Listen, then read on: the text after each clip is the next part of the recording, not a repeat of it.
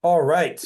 Welcome to the webinar. Sorry about that little delay. We had a little technical issue here.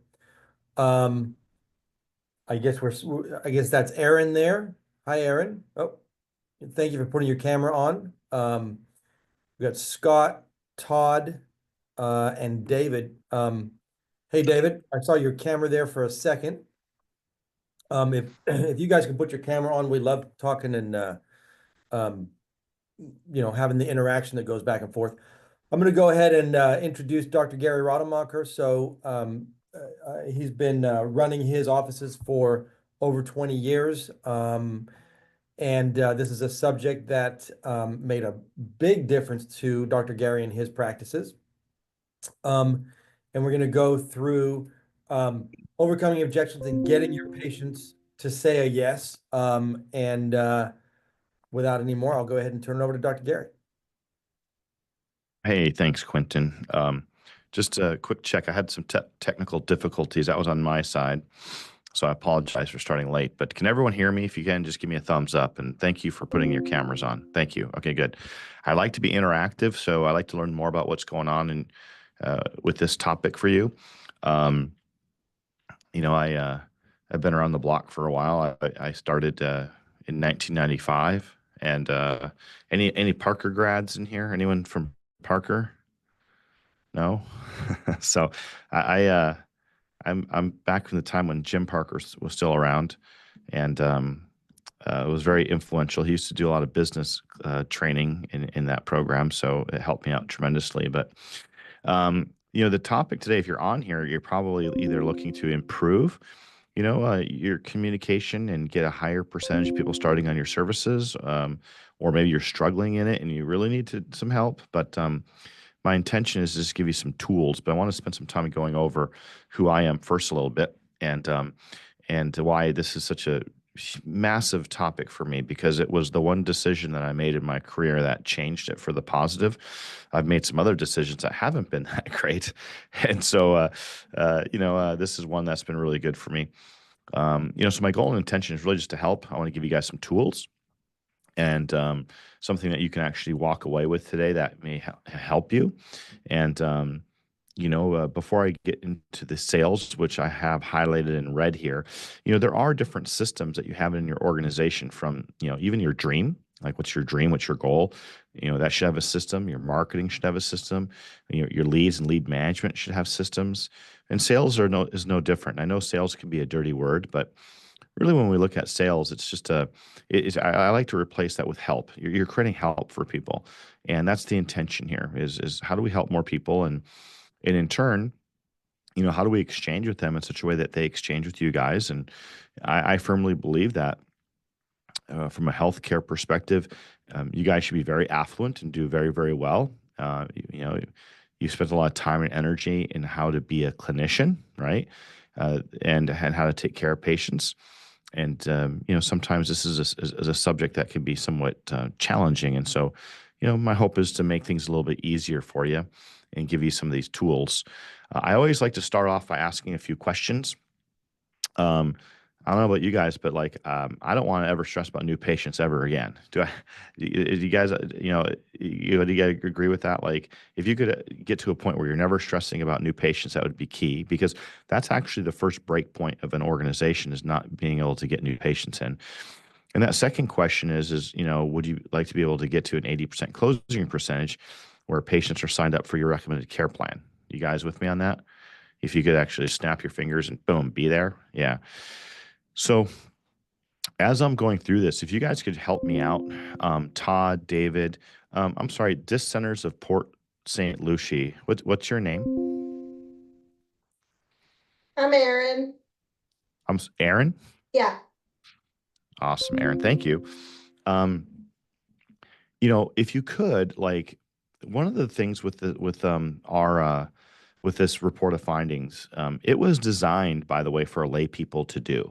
A doctor can do this and do very well with it, but it was designed for a lay person. And I'll get into why that is and how it helped me. But if you could, in the chat box as we're going here, maybe just put like, what is your current closing percentage? Like if 10 people came in, how many people are starting? Is it 30%, 40%, 50%? That would give me, I like to be interactive with you guys. And then if you have questions as I'm going, please, thank you, Aaron. You get like a gold star for being first to respond. Yeah, good job. Um, my intention is to help you along the way. So if you have questions, pop them in that chat box, and then I'll open up for questions at the end. And I'm going to go kind of quickly through a lot of things just because I was tardy, and I value your guys' time. Okay, David, thank you so much. 45%. So let me go into a little bit about me. So, I graduated in 1995, and I was an associate for about a year, and I went off and started my own company. And boy, did I struggle, because when I first got out of school, hold on here, I'm getting things popping up on my computer. When I first got out of school, I was used to being in student clinic and charging $10 for X-rays, 11 or $12 for an adjustment. And so when you get out on your own, you got bills to pay. The X-ray machine costs a lot of money. You're obviously, you guys know, as business, owners, it costs a lot of money to run a business. And so I was only at around a 35% close rate. I had really poor reported finance numbers, 35%. So I was worse than the three of you. Todd, greater than 50%. Not sure exact number. Thank you, Todd, for that information. And I've been part of a lot of different consultants. I was with Singer, CJ Merch, Teach the World, Body by God, Pinnacle, you name it. I was with a lot of consultants, and I always learned something from the people who I worked with. But one of the things I was running into was I continued to have this problem with converting people onto care. And I remember getting this. Do any of you remember when Dynamic Chiropractic used to mail out their newspaper? And I remember back in 2000 ish, that in 2000, I get this Dynamic Chiropractic. Maybe it was around 2003 ish, 4 ish, but I get the paper, and this goldenrod piece of paper falls out. And on it, it was from the Business Academy, and it had highest evers on it. And so these were practices from all over the country that were having highest evers, like in collections, gross income, production, marketing, like highest evers in new patients and highest evers in conversions. And that caught my eye. I was seeing these practices doing 80, 90% across the country. And that's where I was really struggling. And so I contacted them. And long story short, I joined them. But before I joined them, guys, like, I never took a vacation. When I took a vacation, it was a 3 or 4 day weekend. And when I was on vacation, I was thinking of the office. And then when I was in the office, I was thinking about being on vacation. Have you guys ever experienced that? I certainly have. And so what happened was, I ended up going, to this training on how to do an effective report of findings. And that's when things just took off for me. I came back from that training, and I went to around a 75, 80% starting ratio. And that felt really good, because my purpose was to help as many people as I possibly could. And when I was at 35%, I didn't feel good about myself. I wasn't getting people started on care. My purpose was to help people, and I wasn't helping as many as I desired. And so when that problem was fixed, man, it created an excitement and enthusiasm, but it created a lot of problems too. I just want to let you guys know that regardless of where you're at, you're going to have, whether you're seeing 100 visits a week, 1,000 visits a week, or anything in between, or lower than that, or higher than that. I mean, regardless of what you do, you create, you'll have problems. But these were good problems for me. Like, I grew from 100 visits a week to 600 visits a week in about a year and a half, 2 years. And I eventually medically integrated. And, I've created, multiple businesses. And now it's, I'm able to take time off for long periods of time, and my companies operate and run. And that started with just making the decision to how to learn how to effectively communicate with people and do a report of findings. Okay. So this is just kind of like what happened with my gross income.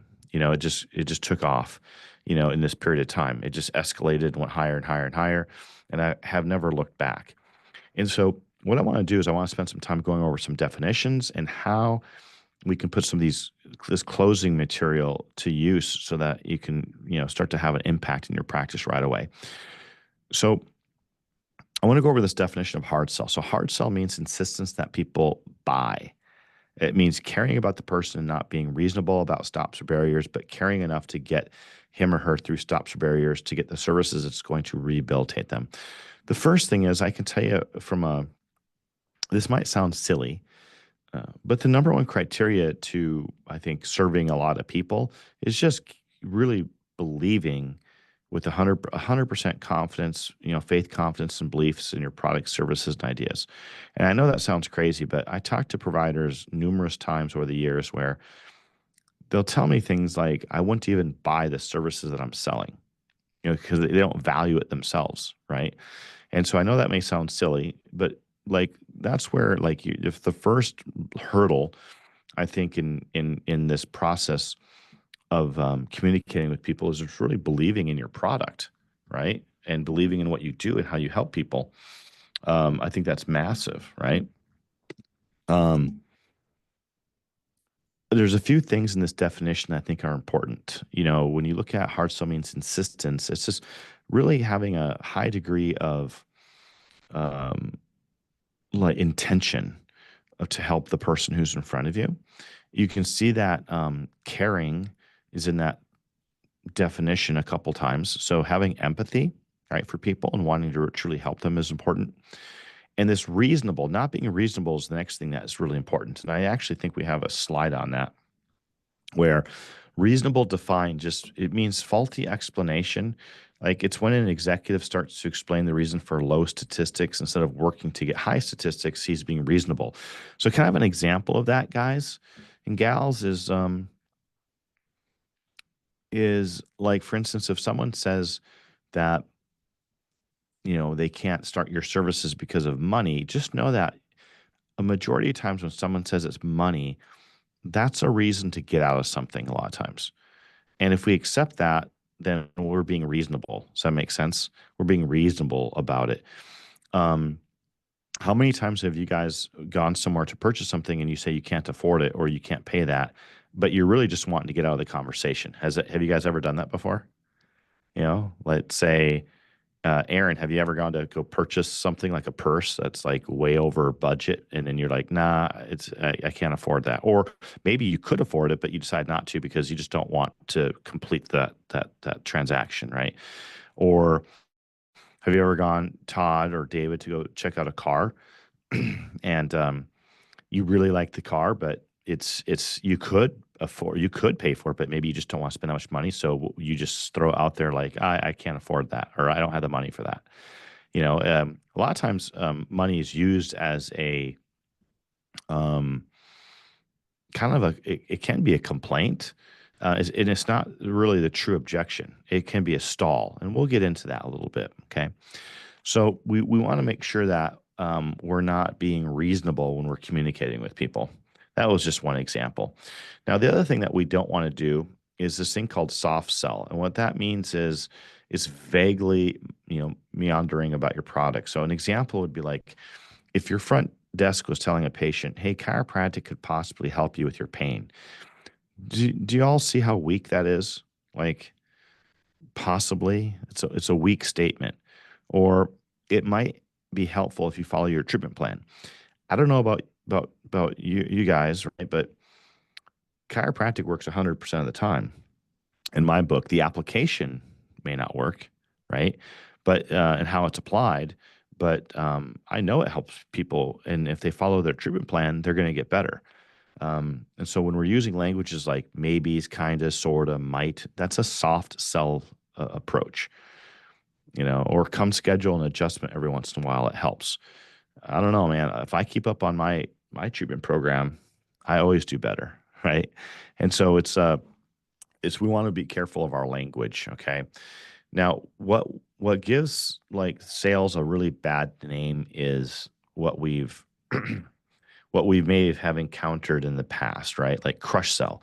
If you overdo the hard sell technique, you wind up with crush sell and unhappy customers. Go to the other extreme called soft sell, and you wind up with no new patients, no income, and unhappy patients. And so there is there is a balance between this soft sell and this hard sell. And another name for hard sell, by the way, is just care sell. This is caring about the person in front of you. But we don't want to get into this crush sell thing. So there's a bit of a balance. So I want to go over a handful of things here. So how does one decrease the number of objections? So if you're getting a lot of objections, the first thing I want to discuss is, the number one reason why one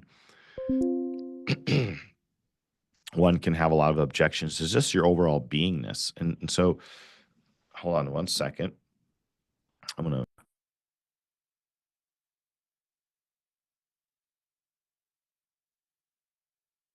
had a little tickle in my throat. I didn't want to cough in your guys' ear.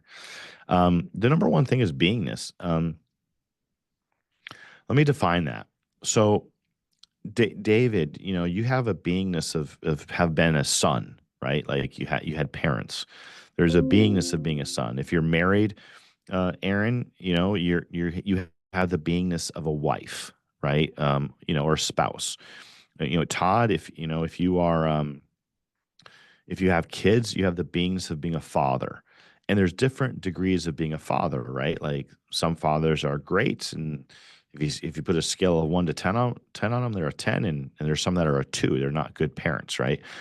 And it's the beingness of the individual. And so as depending on what your role is in your practice, if you're the provider or if you're an office manager, you have a certain degree of a beingness of being in that position. So let me give you an example. If you look at an office that's seeing 400 visits a week versus an office that's seeing 100 visits a week, do you guys think that the beingness of the chiropractor who's seeing 400 visits a week is going to be different than the beingness of the chiropractor seeing 100 visits a week? Would you say there's a big difference there? Like the chiropractor who is seeing, or the healthcare provider that's seeing 400 visits a week, they've trained, right? They have a higher knowledge set, right? They know how to see 400 versus the person who's seeing 100 really doesn't know how to see 400. And in fact, if I flip-flop them, if I put the chiropractor or the office person in that's seeing 400 visits a week into 100 and the 100 into the 400, the chiropractor who goes into the office that's seeing 100 and they're used to seeing 400, what do you think is going to happen to that office statistically? It's going to go up, right? They have a different skill set. The chiropractor that's seeing 100 visits a week that goes into the 400, what do you think is going to happen to those numbers? Right? So they're going to go down. And so I want you to understand that, how does one decrease the number of objections? Is the beingness is number one. Because the thing is like if someone comes into, let's say someone who's really highly trained in their sales process, and if a patient gives an objection and that provider knows how to handle that objection, they handle it with ease. It goes away. Versus the chiropractor or the office manager or the case manager who's not trained and they get a money objection and they don't know how to handle it, that objection they don't handle, and so it sticks, and then it turns into a failed close. Does that make sense, guys? So the beingness is so important, and that's something that we help people with all the time. 2, we've already discussed this: belief in your product and or services. You got to have just faith, confidence, belief in your product, services, ideas. 3, you follow a report of findings process. There is an art to doing a consultation. The quality of your questions will always give you the quality of the answers, and the patient will tell you what needs to happen for them to start care if you ask the right questions, right? And lastly, mastering the awareness skill, which I want to spend some time going over in just a second. So here are some reasons why you get a no, by the way, currently. Number 1, the case manager, provider, they're misinformed in what it takes to actually get someone started. 2, pressure is perceived as a bad thing. It's not a bad thing. If patients get a little uncomfortable, I want you to realize they're pressuring themselves internally. it's not so much you. You're educating them and telling them, what they need to do to get better. If they ridge up against that, or if they feel pressure from that, it's because they're pressuring themselves, right? The next one is unwillingness to deal with emotional discomforts, right? We got to learn how to be able to sit there in that room with faith, confidence, and belief. Again, here's that lack of belief in your purpose comes up again. An incorrect estimation of effort. How about we talked about not being reasonable? That can prevent the close if you are being reasonable. And then lastly, no financial plan in place. And what I mean by that, it's not having options in payment. It's not having options. That's not what I mean. It's not having like third party pay or different ways that you can collect money from someone. What I mean by no financial plan is, do you have a financial plan and what's needed in your office to actually create the business that you desire, right? You got to work the numbers. I mean, numbers are so important. You got to know your numbers. And if you don't know your numbers, it's just maybe you weren't taught, or you haven't taken the time to learn it, or it's something you just don't understand. But it is something that when you learn to manage by statistics, and when you learn to actually put numbers on your practice, you can start predicting the future. I don't know about you guys, but when I learned how to do that, that was a game changer for me. I'd rather predict my future rather than be caught off guard by surprises. Would you guys rather be able to predict your future? Because when you have statistics down, you are predicting your future 100%. And it becomes a game. It becomes actually a fun game, right? When I got this stuff grooved in, gang, that's what allowed me to add all these different services. That's what allowed me to actually go from a chiropractic office to a medical office when I really understood this. And I'm not saying that may not be your purpose. It does not matter what type of practice you have. When you learn these systems, you can run any type of practice. Okay. Now, I promised you I was going to go over this awareness scale. The awareness scale is a tool. One of the things that we teach people in this report of findings process is we teach you tools of how to effectively communicate with people. And so the awareness scale is learning how to perceive the person who's in front of you and understand what awareness do they have. Like, for instance, actually, let me check something here. Perfect. Let me go over some definitions. I'm going to come back to this. So if we look at just the definition of awareness, it's what someone perceives that's there, right? The report of findings is to increase someone's awareness. So by educating the patient on what their condition is, they develop a better understanding. And with a greater understanding, the patient will choose to do something about their unwanted condition. As an example, if you guys are talking corrective care, if people start talking about corrective care because they become more aware of it, if that's what you do in your office. Let me break down some of the definitions of this awareness scale. So if you look at a ruin is a problem, right? It's a problem that is real to the person. Okay. It's the unwanted condition. It's the emotional component behind their pain. Effect is just the patient realizes all the ways that their condition's affecting their life. This fear of worsening is like, oh my God, time is your enemy, which it is, right? When you look at health, time is our enemy if we're not taking care of ourselves, or if we have a health condition. Would you guys agree with that? Like, time is our enemy. Like, it doesn't matter what we do, none of us are going to actually escape this planet alive. The question really is what kind of quality of life can we have, and quantity of life can we have, and have more moments of joy and more moments of being healthy than not, right? And so the other thing is need of change. This is when the patient, they realize they need to do something different. Demand for improvement is when a patient says, hey, I'm going to fix this, right? And then we get someone to what we call hope or help. This is when people feel better. They feel like they'll be helped by what you do. You guys have all experienced that, right? You've all experienced the patient starts on care and they are hopeful and they already feel better before you've done anything. Have you seen that before, David? Have you seen, like, when someone signs up for care, they already feel better before they've done anything? I mean, I used to see that all the time, and I still see that. So going back to this awareness scale, okay, at the very bottom of the scale, you see numbness. How many times have you had patients come in and you ask them, hey, what brought you in?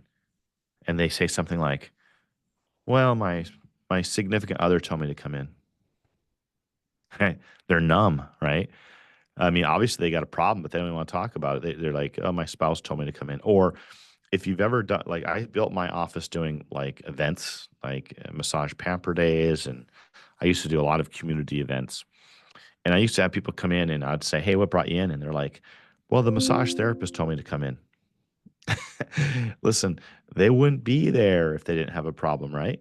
Now, the other thing that happens is you we all realize we have a healthcare problem, but you guys realize that like there's a large percentage of the population that is medicated. And what does medication do? It numbs their condition, right? So you got to, what's really important is to learn how to spot these things in people, because there's a few things I want you to take notes on. And this is something that we train on, because when you understand this, your closing percentage will go up drastically, which is our goal. Our goal is to create capable CEOs who knows the technology behind this so that you have a greater impact on your communities, because our intention is to change healthcare, and we'd like for you to actually join us in doing that. Now, at the end of your consultation, just to let you know, the patient should go up this awareness scale to where they have a slight fear of worsening at the end of the consultation. But one of the number one things that we want to find out is what's the patient's ruin? What's the emotional component behind the pain? Very seldom, gang, is it if someone comes in with low back pain, that is not their ruin. This is where we have to learn to ask really good quality questions. How, like, for instance, how does it affect them at home, work, daily activities? Okay. And we pull the string on that. Let's say, like, for instance, let's say patient A says you think that their ruin is low back pain, and patient B, you ask good quality questions, and you find out that patient B can no longer play with their kids after work because they're in too much pain. And so they're not playing with their kids anymore. They're missing work. They've lost their vacation time. You know, when you start pulling the string and finding out the patient's ruin and what you find out what they value, uh, money problems go away when you know what someone values. Okay. The objections fall off. And so, again, good quality questions. Now, another tip is our goal by the end of the report of findings is to get the patient up to a demand for improvement. When a patient is at a demand for improvement, typically what we see in the thousands of offices that we've trained over the years is that the patient will be, you'll be at an 80% or higher closing rate. And I don't care what your services are. Now, if you're doing regenerative medicine and your care fees are 10,000 and higher, it might drop down a little bit from there, but it's still going to be above 60%, which is a really good starting percentage if you're at $10,000, $15,000, $20,000 care plans. But if you're under 5, you'll be at 80 to 90% when you learn how to do this, which is exciting because we see this happen over and over again, and that's our intention. Aaron, we want to get your office up to that 80%. What would happen to your office, Aaron, if you guys went from 40% to 80%?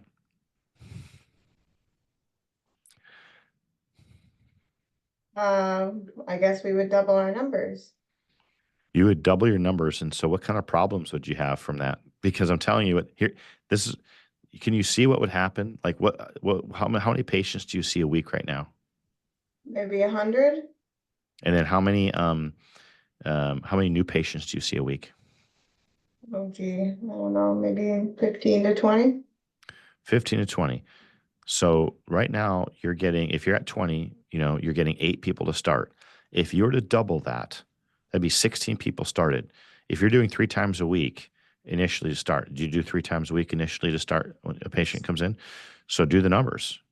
If you got 8 more start, that's 24 visits that you're adding a week. You do that for 4 weeks. You're no longer 100 visits a week. You're 200 visits a week. And now you're going to have flow problems. Like we need to hire an associate, or we need to, get a bigger building. Because if you keep doing that, do you see how you're going to grow over time? You Mm. see, and so what happens is when we help someone learn how to close more effectively, this is exactly what happened with me.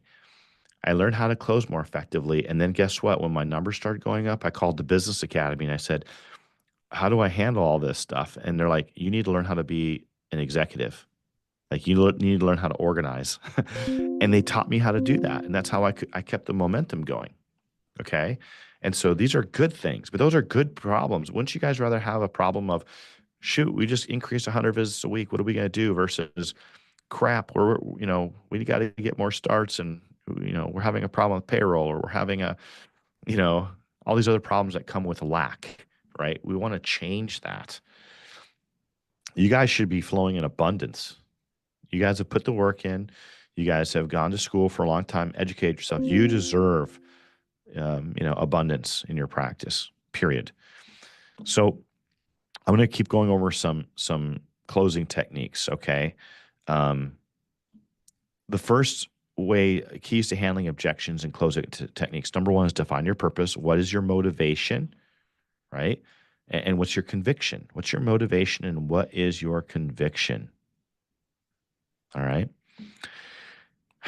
Let me explain that, because I think this is important, because some of us get in our own way. Would you agree that sometimes we are our biggest obstacles, like in here, right? So, how many of you, like David or Todd or Scott, do you guys remember? Did you ever read Alice in Wonderland growing up? If you didn't, you've heard of Alice in Wonderland, right? And so there's a story of how Alice comes out of the rabbit hole, and she sees this Cheshire cat sitting in the tree, and there's a fork in the road, right?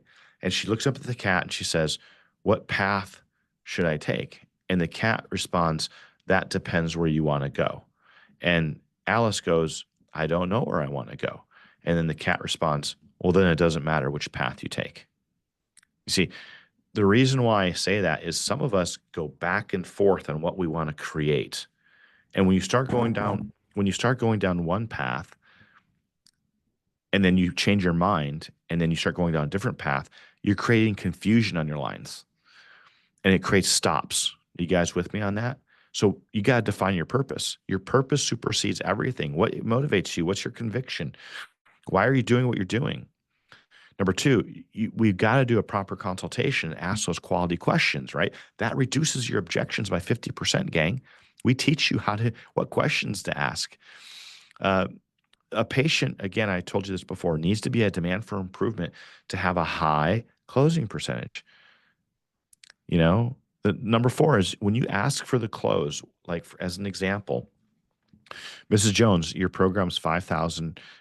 Most of the patients sitting in that chair would like to save as much money as possible, right? And they'll say yes. So we do give a 10% discount for those people who have the ability to pay in full. Is that something you can do? Because you'd save $500 today, it'd be $4,500 total. Is that something you can do? And then you stop talking. So point number 4 is when you ask for the close, you stop talking. And it doesn't matter how long. It does not matter how long it takes, because sometimes they're processing that information and they're thinking to themselves like, wow, I could take it from my 401k. I could move it from this account. Or they could be thinking, how do I come up with that money? I could ask Uncle Bob, gosh, how am I going to do? Let them think through it. Okay. That's super important. Number 5 is you agree no matter with what they say. Now that there's a difference between what you think, like, are you being agreeable? Like, are you being reasonable? Or just agreeing and keeping the communication going. So as an example, if someone said, gosh, that's expensive, I'd say, yeah, it is. It is expensive. And then I go to step 6, treat every objection as a complaint. This is where I would say, yes, it is expensive. What would you like to do? I give it back to them, because we live in a complaint-filled society. How much complaining did you guys do today? Scott, Aaron, Todd, David, how much complaining did you do today? You guys are Todd, you're laughing because you've been complaining. Like that red light that waited too long, that car that pulled out in front of you, ordering your sandwich at lunch, it took too long to come. we live in a complaint-filled society. I mean, that it happens. But like, just because someone gives what appears to be an objection, many times it's not. In fact, we've actually statistically found that when you treat an objection as a complaint, it increases your closing percentage as much as 20%. That alone, these last 4 that I'm going over with you guys, if you implement this, it could start to change your closing percentage. And lastly, the objection is the reason why a patient should do it. So as an example, if someone said it was, money was their objection, and they got, gosh, that was just really expensive. You got to get the patient's mind back on care, right? So one of the things that you could say is like, listen, Mrs. Jones, you said your condition would worsen if you didn't do anything about this. And what we found is that as conditions worsen, usually it costs more money to take care of them. Would you agree with that? Yes. So by not doing anything now, is it going to cost you more money in the future or less? It's going to cost me more. Exactly. That's the reason why we need to do this now and not put it off. It's logical. Okay. David, looks like you said, should noticing worsening of condition be part of lead pre-qualification? Don't understand what complain means. I guess, can you unmute yourself and so we can have a conversation on that? Yeah, I'm not sure. When point number 6 says treat every objection as a complaint. I'm not sure what okay. that means. Yeah, thank you for clarifying that.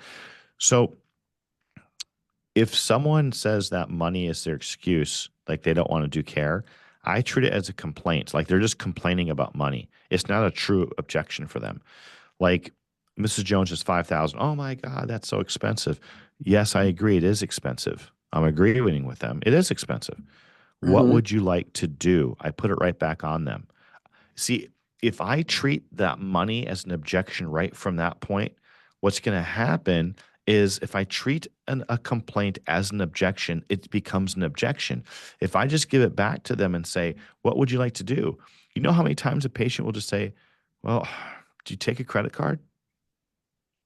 Or they say, do you do financing? Or do you take payments? Yes, we do. What would is that what you'd like to do? Versus, this is what I used to do, David. I learned this the hard way. David, if someone said, God, that's expensive, I used to say something like, well, it's not going to be as expensive as your back surgery you're going to get if you don't do anything about this. Do you see how hard that is for them to take? Right? Because my belief was they're going to get worse as time goes on, but you have to make it safe to communicate. And so if you could say the same thing for time. By the way, write this down, guys. Ready? Write this down. Here's the 5 objections you will ever get. Number 1 is money. 2 is time, right? 3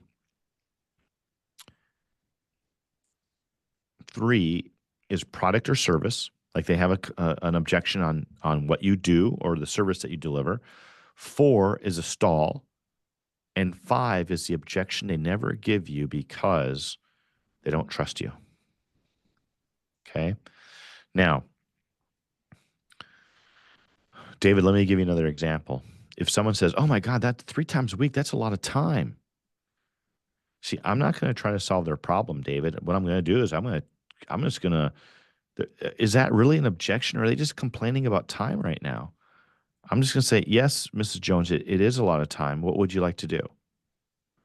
That is treating it like a complaint. Okay. Now, if they say the same thing over and over again 2 or 3 times, now I know I'm dealing with a real objection. Are you following me, David? Okay, I guess what you're saying by a complaint is it really is an objection. It's just they're just voicing how they feel. Yes. Yeah. Yeah, because the thing is when someone is just voicing how they feel or complaining, would you say, David, that there are some people who look at the glass half full versus some people look at the glass half empty in life? Mm-hmm. Yep. There's a certain way of handling people who look at the glass half full, and that's what we teach you. Because if you handle the people if you handle people with the glass half full mentality the same as half empty, you're going to have a 50% closing rate because half the people aren't going to line up with you. Does that make sense? So like it's learning how to effectively communicate with people based on what's their awareness level, what's their tone level.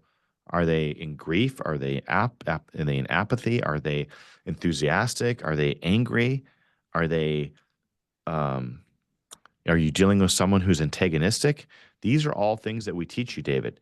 And our whole purpose is to help you become a black belt in communication when you're talking to someone, so you can spot these things, because you communicate differently with those types of people. You communicate differently with someone who's happy and enthusiastic versus someone who's in apathy. Or if someone is antagonistic, how many times have you met with someone who's antagonistic? That chiropractic stuff, I've tried it before. Or, I don't know, I've tried those care plans before. It don't work, or whatever. Like you deal with apathy, you deal with antagonistic people all the time. But it's important to understand that your communication is going to be different with these different tone levels that you run into. And I'm not trying to overwhelm you here. I'm merely telling you that there's an art to communicating with people and to have a high closing rate. And it's at your fingertips right now. Like, my intention right now is to make you guys really understand here that you getting on this call today is the best decision you've made in a long time. Because when you learn how to do this stuff, it will change your life. The money I put into doing this in 2004-ish was the one decision I made that catapulted me into learning something that I'll use the rest of my life in every transaction and effectively communicating with people. And it has allowed me to open up many different types of businesses and different opportunities. And it all started with this information that I'm going over with you guys right now. Okay. Now, some take homes. We want to learn a proven sales system. You must believe in the services you offer. You insist that patients that buy getting the services that they need, and you must make the patient aware of the situation and move them to a demand for improvement. Now, I'm not sure if you guys knew this, but each and every one of you who are on here, what we do when you come on is we're just giving you a little taste of this. But what we do is we actually offer a strategic planning sessions, so you can actually get with Quentin. Quentin has helped thousands of providers in his tenure in this business, and he literally can pull the string and talk with you regarding, like, what are you running into in your office, whether it's on closing, whether it's on how to hire staff, whether it's on how to market, whether it's how to sell, whether it's like how to become an executive, how to train an office manager. I mean, the list goes on and on and on. And so that's complimentary to you guys. We're not going to, I can tell you this right now, Quentin will tell you if he thinks you're ready for this or not. If you're not ready for this, he'll tell you, hey, work on this, that, and the other, then, call us back. But and there's times that happens. Like, there's times when Quentin has talked to people and they want to medically integrate, because we do that too. We help practices medically integrate. There's times when he said, like, listen, you're not ready for that yet. If you do that, it'll put you into an overwhelm. Would you agree, Quentin? Have you had that conversation with people before? It's like it puts them in an overwhelm, and we need to get you more organized. Like, once you become organized, well, then you can add any service center you want to. But if you're not organized, if you're not ready for it, you're going to create a lot of headaches. And so our intention is that you grow systematically. So take advantage of that complimentary, consultation. Oh, I have one more thing too. That strategic planning session that Quentin does. I want to actually share this with you real quickly too, because here's a tool. Organizing your office is very, very important for expansion. So there's 7 different divisions that you will see in an organization. From left to right, you have an executive division, and you have front desk, which is your communications. Then you have the sales, like your report of findings, your exams, and your report of findings. And then you have finance and treasury. You have treatment, which is your service centers that you do. You have quality control, and you have marketing. So, real quick question. And I'm going to go through these again, and I want you to make a mental note of how many areas that you're in. If you are the owner or you're in an executive or management role, you're in the executive division. If you ever work the front desk, pick up the phone, schedule patients, printer goes down, internet goes down, you're the one fixing it, or you're handling that cycle. you know, if you are part of the consultation, the exam, and the re-exam process, you're in the ROF area. If you are handling patient finances, or you're calling insurance companies, or you're sending HICVAs, or you know, you're collecting money from a patient, you're in that area. If you're on the treatment lines treating patients, you're in the treatment area, right? If you handle upset patients, upset staff, you're in that area. And if you do any of the marketing, you're in that area. So if you do SEO optimization, if you do the website, if you go out and do lunch and learns, or you do dinner talks, or you know, you do anything with marketing, you're in that area. So just real quickly, if you guys can throw this in the chat, how many divisions are you in? How many divisions are you in? And I can tell you that when I first started the Business Academy, I was in almost all of them. I was in like 7 of them. And so, yeah, Todd, 7. That's pretty common. You know, it's common to be there. You know, David, 4. Good. So now, what I want you to understand here, Aaron, I feel you, right? 7. So what happens is this: you have this invisible ceiling that's pushing down on your growth potential, because what happens is when you start a business, or you're running a business, when you first start out, at least, you're wearing 3 hats, right? You're the executive, the manager, you are the founder, the dreamer, and you're the technician, which is when you're treating patients, you're a technician. When you're wearing all 3 hats, what happens is you're going from one fire to the next. You know, you're over in the treatment area, things are going great. Oh, I got a new patient. I got to go and do an exam. I'm running over there. I'm in the exam too long. And then you got your front desk knocking on your door saying, hey, you got a new patient, or you got patients that you have to adjust, and you're running back and forth. And, oh, wait, we have a printer that's down. Oh, then you're running to the front desk and fixing the printer. And then, you know, oh, we got to get new patients. Oh, you know, schedule an event, or, you know, schedule a dinner talk. And what's happening is you're running around everywhere. Does this sound familiar? That was my life the first 10 years, gang. And so I just want to let you know that there's a way out. There's a way to expand. There's a way to choose the practice that you want to be in. Maybe you want to spend all the time treating patients. You want to love on patients and treat patients. But then let's get your office manager trained up so that they can run the business. You know, maybe you just want to be on the board of directors, and you know, you want to own 3 or 4 practices. We do that all the time as well. Okay, so I just want you to understand that this is a tool that we help you build for your practice. Okay, I want you to hear from Dr. Dahmer real quickly so that you can get an idea of what can be done. We started off seeing 30 people a week. We're seeing 1,000 people You can't hear that, can you guys? Can you guys hear it? a week now. We're serving more of our community. Dr. Brian Dahmer, owner of Family Chiropractic Center for Wellness. I was that chiropractor that worked 5 years and never took a vacation. I can't imagine stepping away from my practice for more than a week. TBA has not only allowed me to become phase 2, I'm not in my practice anymore. I get to vacation for 2 months now if I wanted to. And I've never had that kind of freedom. I have people coming up saying, oh, I go to your office, and I've never met them. It's nice to hear they got a great experience at my office, got a great adjustment, they're referring people, and I never stepped that office. Management, having good leaders, having people that could run the show when I'm not there. We put the systems in place, the org board in place. It gives you just a clear vision on where you want to go and how to expand in the future. I joined 7th Division, which is a group of incredible individuals doing things above and beyond at a high level. I love masterminding with these people. I always walk away with best ideas and a nugget that I go home and immediately implement. I chose TBA just because I needed that structure. With 4 offices, if you don't have systems that are repeatable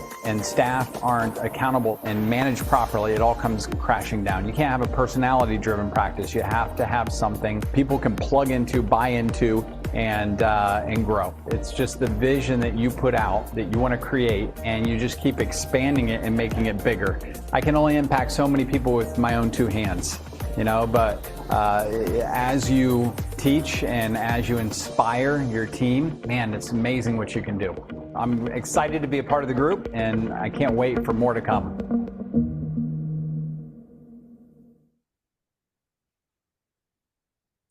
Perfect. Can you guys still hear me? Yeah. Okay, good. All right, questions. So I'm going to open up for questions, but also you just know that there's a link in the chat box to schedule that strategic planning with Quentin. You know, there's no cost to that. is really just painting a picture of what you could possibly. We want to learn more about you, and we want to know, like, hey, can we help or not? And if we can, great. And if we can't, we can at least point you into a good direction. So, any questions for me